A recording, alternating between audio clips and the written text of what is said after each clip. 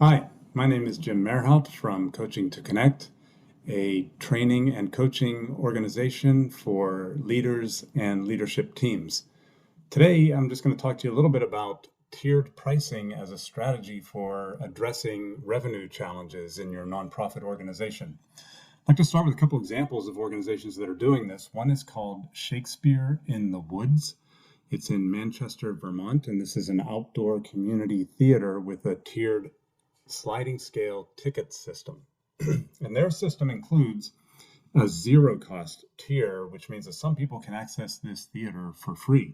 They started it in 2024 and they are continuing it in 2025 with some minor adjustments, but they had great success with it in 24, and so they wanted to amplify the opportunity in 25. So there's no income verification needed for this one.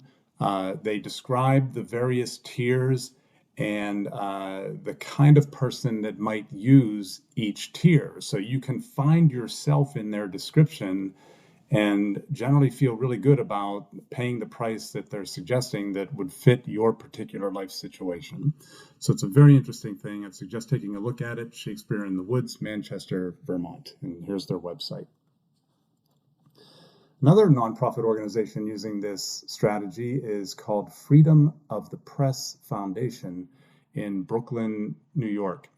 And this nonprofit provides digital security training and consulting for journalistic organizations or individual journalists who are facing challenges based to government policies that are making it difficult to practice freedom of the press, for events that they attend where event participants might threaten the safety of journalists.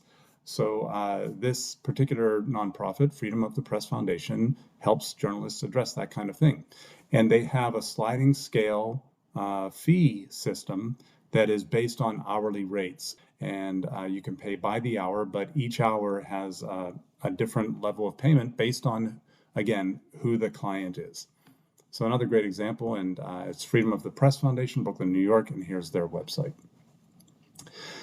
There's a for-profit organization that maybe you've heard of. It's called Daily Ohm, and they are a wellness education for-profit company, and they also offer tiered pricing. All of the classes that they offer, and they're generally online video-based classes, are set with a tier of or three distinct tiers that you can choose to pay. And here's an example. This is a class that's focused on neuroplasticity and as it relates to trauma and stress. And you can see that they're doing a $22, $33, or $44 payment level. And it's interesting because they have that dead middle, $33. And there's good evidence that shows that when you offer that low, middle, and high, most people will gravitate toward the middle. And so it's important to make that middle level, put that at a level that helps you sustain the program that you are offering. And then the lower level makes it more accessible to people who need that accessibility. And the higher level is for people who really believe in what you're doing and they want to be a part of supporting your work and your mission and making what you offer accessible to other people. There's good evidence, for example, in the Journal of Counseling Psychology. This journal cited studies that show that therapists who use sliding scales report stronger client retention and higher client satisfaction. So not only does this help you as a revenue strategy, it also can help you connect more effectively with your client base. There are lots of benefits to using a sliding scale pricing system. One is, of course, increased access. You get a larger and more diverse client base accessing your resources, and that can only help you. There's stronger community goodwill. This builds trust between you and the community that you serve. When you start offering a flexible pricing system like this, people talk about it, and the talk is generally very positive. And that positive word of mouth is going to make a difference for your organization. This, because you offer it, and let's say it increases your client base, and there's more participation and excitement about what you're doing, that's going to result in income smoothing. You're going to have a more consistent stream of income, especially if people choose that higher rate, which if you roll this out properly, you can get people to choose that. Mission alignment is another reason to do this, especially for nonprofit organizations that serve people who are economically challenged. So some of the best practices to be successful with this, first of all, normalize all of the tiers.